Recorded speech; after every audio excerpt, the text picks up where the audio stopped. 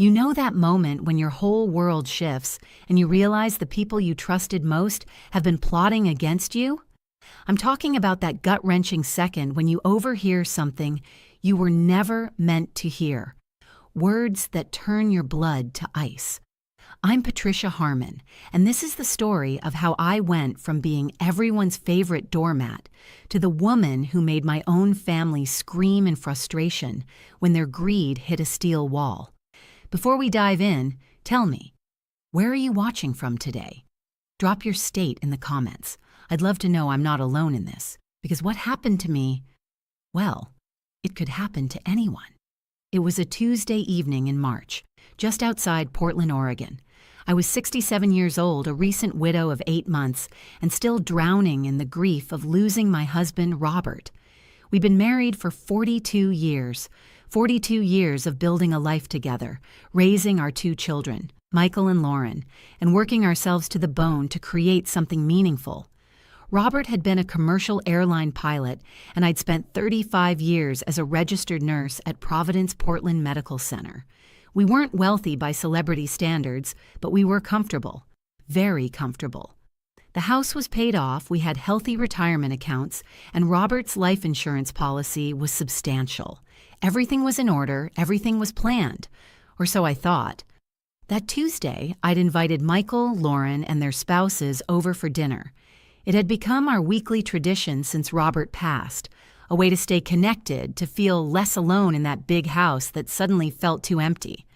I was in the kitchen pulling a roasted chicken from the oven when I heard them in the dining room. They'd arrived early, let themselves in with their keys, and didn't realize I was already home. My daughter Lauren's voice came first, sharp and eager.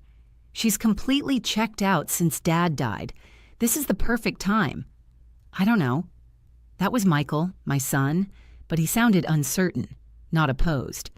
Then Lauren's husband, Derek. Look, your mom's not getting any younger. In a few years, who knows what state she'll be in. Better to secure this now while we can manage it properly. She won't fight back, Lauren insisted. She never does. Mom's always been the peacemaker, the one who just goes along with everything. We just take control of the accounts, get our names added to everything, and just take it all, Derek finished. She doesn't need that much money anyway. What's she gonna do with it? She barely leaves the house. My hands started shaking. The oven mitt slipped off and hit the floor with a soft thud. I stood there, frozen, chicken in hand, listening to my children, my babies, casually discuss robbing me blind. Michael's wife, Andrea, chimed in. My friend's a paralegal. She said if we can get Patricia to sign a power of attorney while she's grieving and confused, we can essentially control everything. She'll never even notice until it's too late. They laughed. My children laughed at the idea of stealing from their widowed mother. That's when something inside me cracked, not broke, but cracked open to reveal something I didn't know was there. Steel. I stood in that kitchen, still holding the roasting pan, and felt something shift in my chest. Grief. Yes, but not the kind I'd been drowning in for 8 months. This was different, sharper. This grief had teeth. I set the chicken down on the counter with deliberate care, my hands steadier than they'd been in months. Through the doorway, I could see them sitting around the dining table I'd set with my good china, the Lenox that had been my mother's. They looked so comfortable, so confident in their ugly little conspiracy. Lauren was pulling papers from her purse. I printed out the power of attorney forms. We just need to get her to sign them tonight. What's our excuse? Michael asked. Derek leaned back in his chair. Tell her it's for her protection, in case something happens and she needs someone to handle her affairs. Play up the "we're worried about you" angle. She'll eat it up. Andrea nodded. And once we have control, we transfer the bulk of the investments to our names. She keeps enough for basic expenses, and we take the rest. She'll never even check her statements. Dad's life insurance? Michael asked. $475,000, Lauren said, and I could hear the hunger in her voice. Split 4 ways. That's almost $120,000 each. Plus, the investment accounts are worth about $800,000, and this house is worth at least $600,000 on today's market. They were literally calculating my worth, like I was already dead. Michael whistled low. Jesus, I didn't realize they had that much put away. Your parents lived like they were broke, Derek said with a sneer. Meanwhile, they were sitting on almost $2 million in assets. Ridiculous. Well, not anymore, Lauren said. Come on, let's practice this. Andrea, you play mom. I'll pitch the power of attorney idea. I'd heard enough. More than enough, but I didn't storm in there. I didn't confront them. Instead, I did something they would never expect from sweet, compliant Patricia. I pulled out my phone and started recording. I crept closer to the doorway, holding my phone around the corner, capturing their faces, their voices, every word of their rehearsed manipulation. They ran through it twice, refining their approach, discussing how to handle me if I showed any resistance. She'll cry, Michael said. Mom always cries when she's overwhelmed. Then we comfort her, Lauren replied smoothly. We tell her we're doing this because we love her, because Dad would want us to take care of her. We make her feel guilty for even questioning it. I recorded for 12 minutes. 12 minutes of my children plotting to exploit my grief, steal my financial security, and leave me dependent on their generosity. 12 minutes of evidence that would prove very useful very soon. When they finally called out, "Mom, you here yet?" I slipped my phone into my pocket, pasted on a shaky smile, and walked into that dining room carrying the chicken like nothing had changed. But everything had changed. "Oh, you're already here," I said, letting my voice quaver just right. "I didn't hear you come in. I'm so glad you're all here." Lauren stood and hugged me. "We wanted to talk to you about something important, Mom." "Of course, sweetheart," I said softly. "Whatever you need. Let the games begin." I set the chicken on the table and took my seat at the head, Robert's old spot that I'd been avoiding for months. But tonight, I needed to see all their faces clearly. Lauren reached across and squeezed my hand. "Mom, we've been worried about you." "Worried?" I let my voice crack a little. "Why worried?"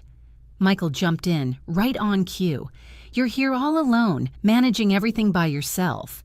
Dad's only been gone 8 months and there's so much to handle. Finances, legal stuff, the house maintenance.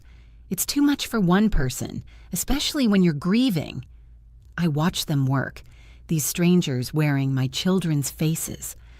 Lauren had her concerned daughter expression perfected. Michael looked earnest and caring. Their spouses nodded along sympathetically. Andrea leaned forward. "Patricia, we love you and we want to make sure you're protected." "Protected?" I repeated, channeling every ounce of confused widow I could muster. Derek slid the papers across the table. "We brought some documents we think would help give you peace of mind. It's called a power of attorney. It just means that if anything happens, if you get sick or need help, we can step in and manage things for you." I picked up the papers with trembling hands, not from fear, but from the sheer effort of containing my rage. I don't understand. Manage what things?" "Your bank accounts, investments, the house," Lauren said gently.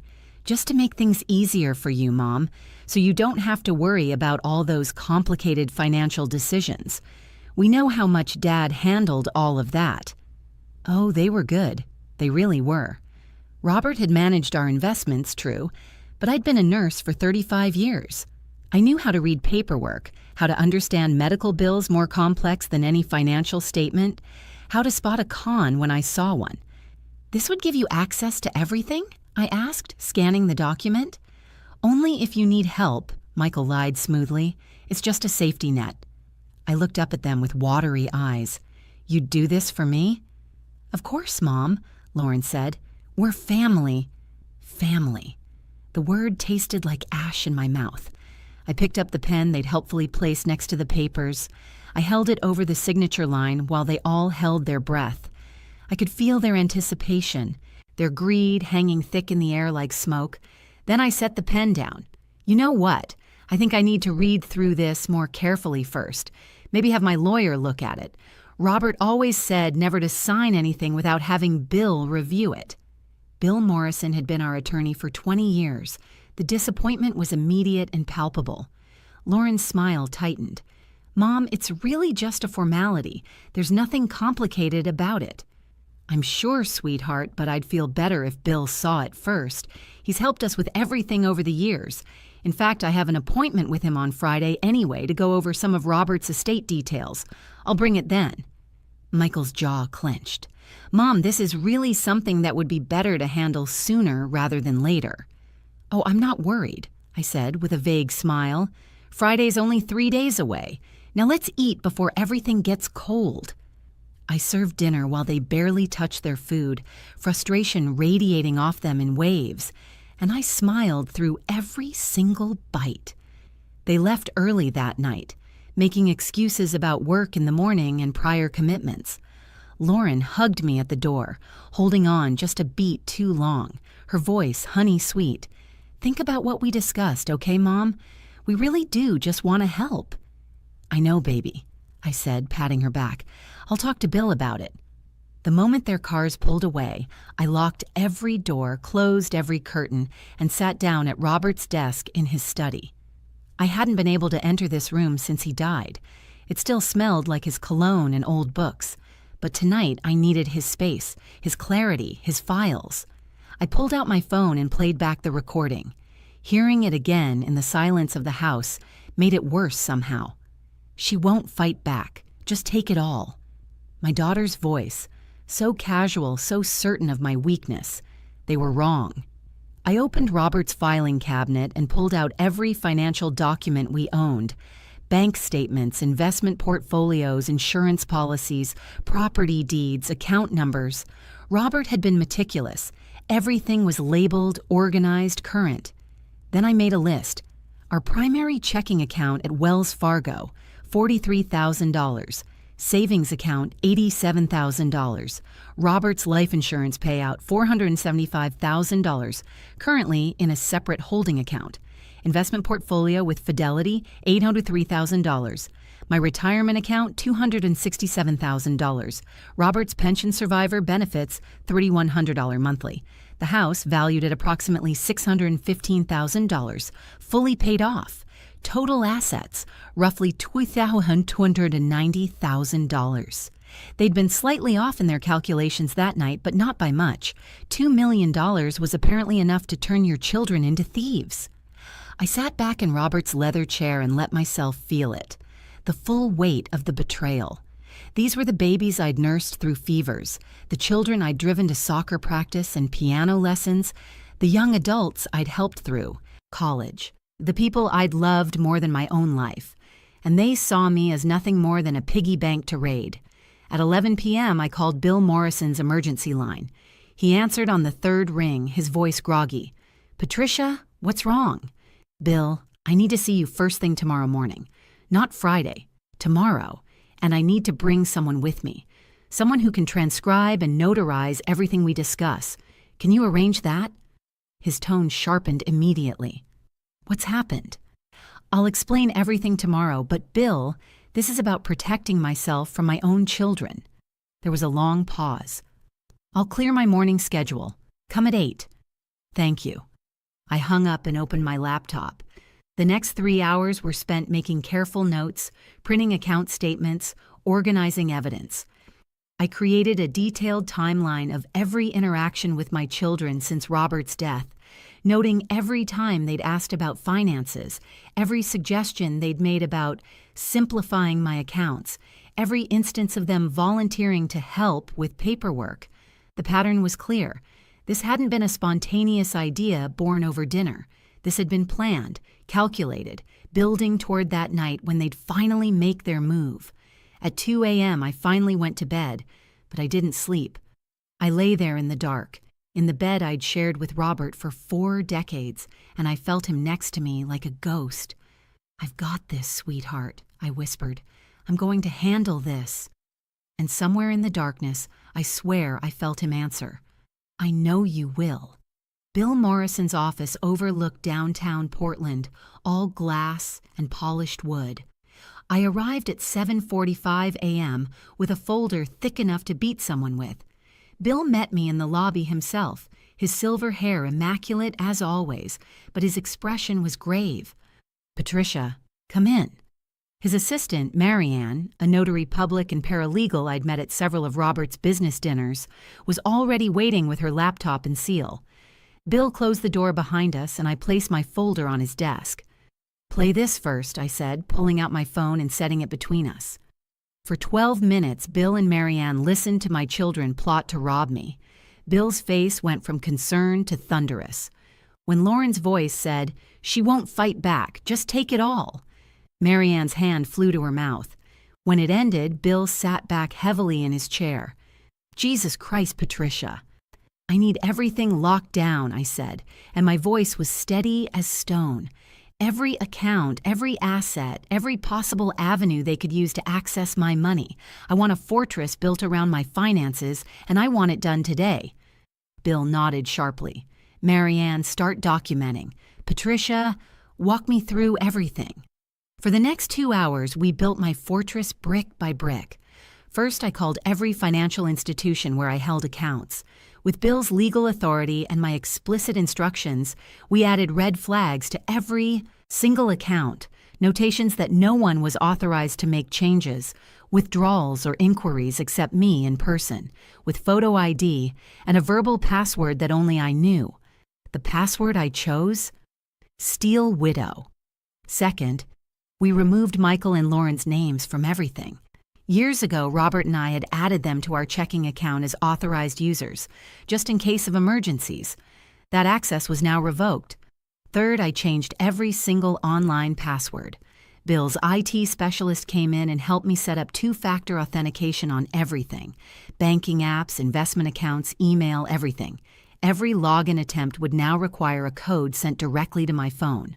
Fourth, we drafted and notarized a new ironclad power of attorney that explicitly excluded my children and named Bill as my sole legal representative should I become incapacitated. It included specific language stating that any previous verbal or written agreements regarding financial management were void. Fifth, and this was Bill's suggestion, we set up a revocable living trust. Every major asset, the house, investment accounts, insurance payouts, was transferred into the Patricia Harmon Trust, with me as trustee and Bill as successor trustee. My children were listed as beneficiaries upon my death, but with zero access or control while I was alive. This essentially removes everything from their reach, Bill explained. They can't claim ownership. They can't petition for control. And if they try to challenge this legally, they'll have to prove you were mentally incompetent when you created it, which this recording proves you were not. Marianne notarized every document. Bill made copies of everything, including the recording. One set went into his safe, one set went into a safety deposit box at a bank my children didn't know about, and one set came home with me. By noon, I was untouchable. "What are you going to tell them?" Bill asked as I prepared to leave. I smiled, a real smile sharp as a knife. "Nothing yet. Let them try." "Patricia," he said seriously, "be careful. When people realize they've lost access to money they thought was theirs, they can get dangerous." "Bill," I replied, "I raised them. I know exactly how dangerous they can be." I spent the next 2 days in careful preparation. To anyone watching, I was just a grieving widow going about her quiet routine, grocery shopping, tending the garden, taking slow walks around the neighborhood. But behind closed doors, I was a general preparing for war. Thursday morning, Lauren called. "Mom, hi, did you talk to Bill yesterday?" "Oh yes," I said vaguely. "We went over some of your father's paperwork. So much to handle." "And the power of attorney? What did he say?" "He had some suggestions," I replied, which was technically true. "I'm still thinking it over." I could hear the tension in her voice. "Mom, we really think it's important. Michael and I were talking, and we'd feel so much better if we knew someone was looking out for you." "That's sweet, honey. Hey, why don't you all come over for dinner on Saturday? We can talk about it then." There was a pause, then, "Saturday? Not sooner?" "I'm tired today, and tomorrow I have my garden club meeting. Saturday works better. Is 6 o'clock good?" She agreed, though I could hear the frustration underneath. The moment we hung up, I called Bill. Saturday at 6. They'll probably bring the papers again, maybe with some new angle. Do you want me there? He asked. No, I need to handle this myself, but I want you on speed dial just in case. Saturday arrived gray and drizzly, typical Oregon spring weather. I spent the afternoon cooking. Pot roast, garlic mashed potatoes, green beans, homemade rolls. Not because I wanted to feed them, but because I needed them comfortable, unsuspecting, seated around that table when I lowered the boom. They arrived promptly at 6, and I noticed immediately that they'd dressed up slightly. Michael in a button-down shirt instead of his usual t-shirt. Lauren in a blazer. Their spouses carried briefcases. This wasn't just dinner. This was an intervention. We made small talk through the meal. They asked about my week, my health, whether I was sleeping okay. I played along. The fragile widow, mentioning that I'd had trouble sleeping, that I felt overwhelmed by all the decisions I had to make alone. I watched Lauren exchange glances with Michael. They thought they had me. After dinner, as I served coffee and the apple pie I'd made, Derek cleared his throat. Patricia, we wanted to talk to you about something important. Before you do, I said, setting down the coffee pot, I want to talk to you about something first. I pulled out a folder from the kitchen counter, not the one from Bill's office, but a different one I'd prepared specifically for this moment. I've been thinking a lot about what you said on Tuesday, about the power of attorney, about managing my finances, about how I need help. Their faces lit up. They actually smiled. And you're absolutely right, I continued, returning to my seat at the head of the table. I do need to make sure my assets are properly managed and protected. Exactly, Lauren said eagerly. We're so glad you understand. Which is why, I interrupted gently, I met with Bill Morrison on Wednesday and transferred everything into an irrevocable trust, removed all of you from my accounts, and assigned Bill as my power of attorney. The silence that fell was deafening. Michael blinked. What? I also changed all my passwords, set up 2-factor authentication, and placed alerts on every account. No one can access my money but me. For 3 long seconds, nobody moved. They just stared at me like I'd started speaking a foreign language. Then Derek's face flushed red. You did what? I protected myself, I said calmly, taking a sip of my coffee. Surely you understand. You were so concerned about my well-being after all. Lauren's mouth opened and closed. Mom, you can't just... We were trying to help you. Were you? I pulled out my phone and set it on the table. Because I have a 12-minute recording from Tuesday night that tells a very different story. The color drained from Lauren's face. Michael's eyes went wide. Andrea and Derek exchanged panicked looks. You recorded us, Michael's voice cracked. You were in my house conspiring to steal from me. Yes, I recorded you, every word. She won't fight back, just take it all. Ring any bells? Lauren's shock was transforming into anger. That's illegal. You can't record people without their consent. Oregon is a one-party consent state, I replied. I only need my own consent to record conversations I'm present for. Bill verified it. The recording is completely legal and admissible in court should it come to that. Court? Andrea gasped. Patricia, you wouldn't what? Prosecute my own children for attempting financial exploitation of an elderly person? Oh, Andrea, you'd be surprised what I would do now. Michael pushed back from the table. Mom, stop. This is insane. We were just trying to help manage things for you. You're grieving. You're not thinking clearly.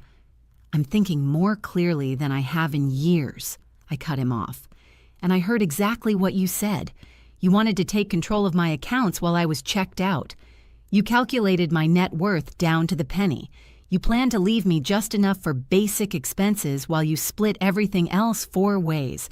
You rehearsed how to manipulate me, how to make me feel guilty for questioning you, how to exploit my grief. Lauren stood up, her hands shaking. You don't understand. Derek's company is struggling. We have expenses. Your financial problems are not my responsibility, I said, and the steel in my voice surprised even me. I worked for 35 years. Your father worked for 40. We sacrificed. We saved. We planned. That money is mine, earned through our labor, and it will remain mine until I die." "When you die?" Derek laughed bitterly. "You mean if anything's left after you blow it all on?" "Careful," I warned. "Finish that sentence and I'll have Bill file a restraining order before sunrise."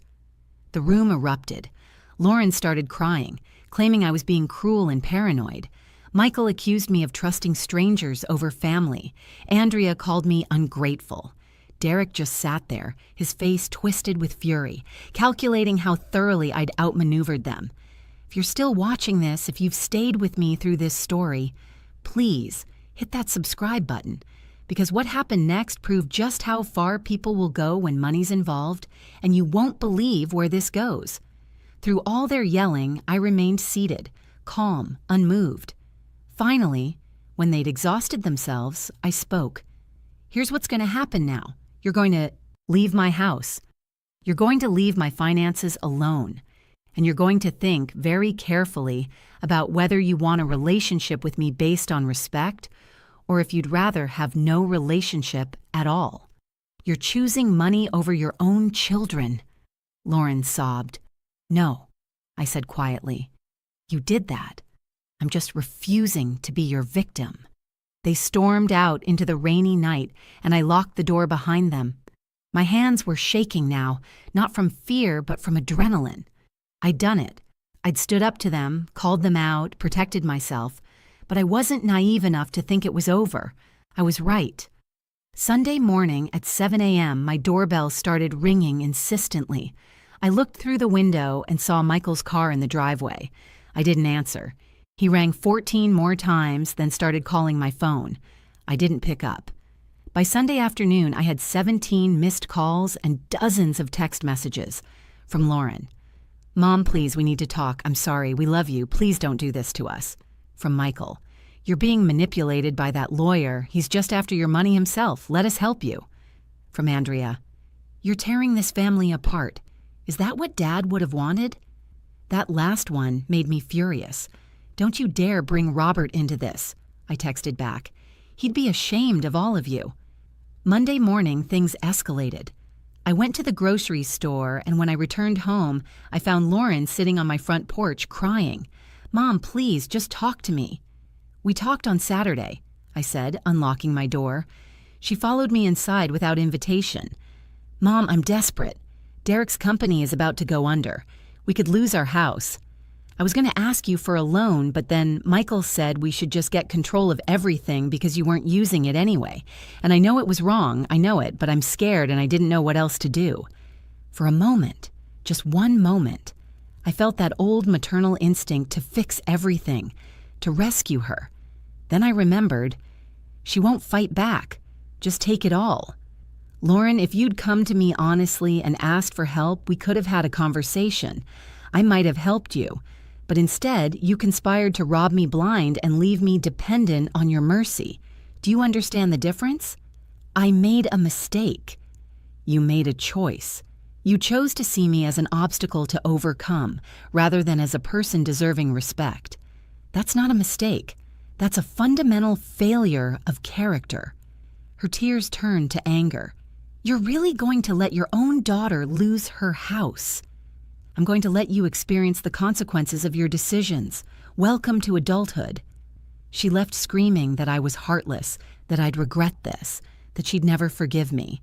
Tuesday, Michael tried a different approach. He called Bill Morrison's office and told the receptionist there was a family emergency, that I was having a mental health crisis and needed immediate intervention. Bill called me immediately. "Patricia, I'm documenting everything. Michael claimed you were suicidal and that your recent legal actions were evidence of diminished capacity." My blood ran cold. He's trying to have me declared incompetent. Yes, but it won't work. I have the recording, the documentation of your clear decision-making, and I'm preparing a protective order. If he tries to file anything with the court, we'll crush it. Wednesday, they tried the direct approach. I woke up at 2 a.m. to the sound of someone trying to use a key in my back door. I crept downstairs and peeked through the kitchen window. Derek was there, trying different keys from a ring, obviously attempting to use old copies they'd had made years ago. I'd changed the locks on Monday. I called 911. There's someone trying to break into my house. The police arrived within 6 minutes. I watched from my bedroom window as Derek was caught red-handed at my back door, fumbling with keys that no longer worked. The officers questioned him while he tried to explain that this was his mother-in-law's house, that he was just checking on her, that he had every right to be there. "At 2 in the morning?" one officer asked skeptically. "And you didn't ring the doorbell?" I came downstairs in my robe and slippers, playing the frightened elderly widow perfectly. "Officer, I don't know why he's here. I didn't invite him." "Patricia, tell them," Derek shouted. "Tell them I'm family." "You're my daughter's husband," I said quietly, "but that doesn't give you the right to enter my home without permission, especially not at 2 in the morning. I'd like him removed from my property, please." They didn't arrest him. Trespassing by a family member rarely leads to charges, but they escorted him away with a firm warning. I filed a formal report anyway. Bill had told me, "Document everything." Thursday morning, Lauren showed up with her pastor, Pastor Evans from her church, a kind-faced man in his 60s who I'd met once at their son's baptism. He looked uncomfortable. "Mrs. Harmon, Lauren asked me to come speak with you about reconciliation," he began. "Did she tell you what she and her brother tried to do?" I asked bluntly. He shifted. "She said there was a misunderstanding about some financial arrangements." "There was no misunderstanding. They conspired to steal my life savings while exploiting my grief. I have recordings. Would you like to hear them?" His eyes widened. Lauren grabbed his arm. "Pastor, she's not well. The grief has made her paranoid." "Lauren, stop." He pulled away from her. "Mrs. Harmon, I'm sorry. I didn't know the full situation. I'll excuse myself." After he left, Lauren's mask finally shattered completely. "You've turned everyone against us. You've made us look like monsters." "I haven't made you look like anything. I simply told the truth." "Mom, I'm begging you. Please, we need help. I need $50,000 or we lose." "Everything." "No. Just a loan. I'll pay you back." "With what money? You don't have any. That's why you tried to steal mine." She slapped me, right across the face, hard enough to snap my head to the side. I touched my cheek, feeling the sting, and looked at her. Really looked at her. My daughter, who I'd rocked to sleep as a baby, who I'd nursed through chicken pox, who I'd helped plan her wedding. This stranger wearing her face. "Get out of my house," I said softly. "Don't come back." "Mom." Her voice broke, realizing what she'd done. "If you contact me again, if you come to my property again, if you try to access my accounts again, I will file for a restraining order and I will press charges for assault. Get out." She left sobbing. I locked the door behind her, went to the bathroom, and took a picture of my red, swelling cheek. Then I called Bill. "They hit me," I said, my voice steady. "I want restraining orders filed today, all 4 of them." "I'll have them ready by close of business," Bill replied, his voice grim. "Patricia, I'm sorry it came to this." "I'm not," I said, staring at my reflection in the mirror, at the woman who'd finally learned to protect herself. "I'm not sorry at all." The restraining orders were served on Friday. Michael called Bill's office 37 times that day, leaving increasingly unhinged voicemails that only strengthened our case. By the following Tuesday, all 4 of them were legally prohibited from coming within 500 feet of me or my property. The police report from Derek's attempted entry, combined with photographic evidence of Lauren's assault, made the orders easy to obtain. The judge who reviewed my case, a woman in her 70s herself, looked at the evidence and said, "Granted. And Mrs. Harmon, I'm sorry your family put you through this." Bill helped me file reports with Adult Protective Services, not to punish my children, but to create an official record in case they ever tried to claim I was incompetent. The social worker who interviewed me was thorough and kind. She reviewed everything: the recordings, the timeline, the medical records proving my sound mental health. "You did everything right," she told me. "You protected yourself before they could do real damage. I wish more people in your situation were as proactive." 2 weeks after the restraining orders, Michael's wife Andrea called Bill's office from a different number, claiming she wanted to apologize and asking if I'd dropped the order against her. Bill recorded the call. Within minutes, she was asking if there was any way to negotiate a settlement to make this all go away. "This isn't a negotiation," Bill told her. "Mrs. Harmon has no interest in your family's financial problems. The restraining orders stand." I won't lie and say it didn't hurt. Some nights I still lay awake, grieving not for Robert this time, but for the children I thought I had, the ones who existed before greed poisoned everything. But I also felt something unexpected: relief. The constant low-level anxiety of managing their demands, their judgment, their expectations. It was gone. I sold the big house 3 months later. Too many memories, too many rooms. I bought a beautiful 2-bedroom condo in a secured building downtown with a doorman and security cameras. My neighbors are other older adults, and we have coffee in the common room and play cards on Thursday nights. The trust remains ironclad. Bill manages it brilliantly, and I live comfortably on the distributions without touching the principal. I volunteer at the hospital where I used to work, mentoring new nurses. I took up watercolor painting. I joined a book club. I'm traveling to Scotland next month, something Robert and I always planned but never did. My children have each reached out through various means: letters left at Bill's office, messages through distant relatives, emails from new addresses that get automatically filtered to spam. I haven't responded to any of them. Maybe someday I will if they ever show genuine remorse rather than just anger at being caught. But for now, I'm at peace. I protected myself. I stood up for myself. I refused to be a victim. And if my story helps even one person recognize the warning signs, helps even one person find the courage to protect themselves from family members who see them as a bank account rather than a human being, then sharing this was worth it. They whispered, "She won't fight back, just take it all." They were wrong. I'm Patricia Harmon. I'm 71 years old, and I am nobody's victim.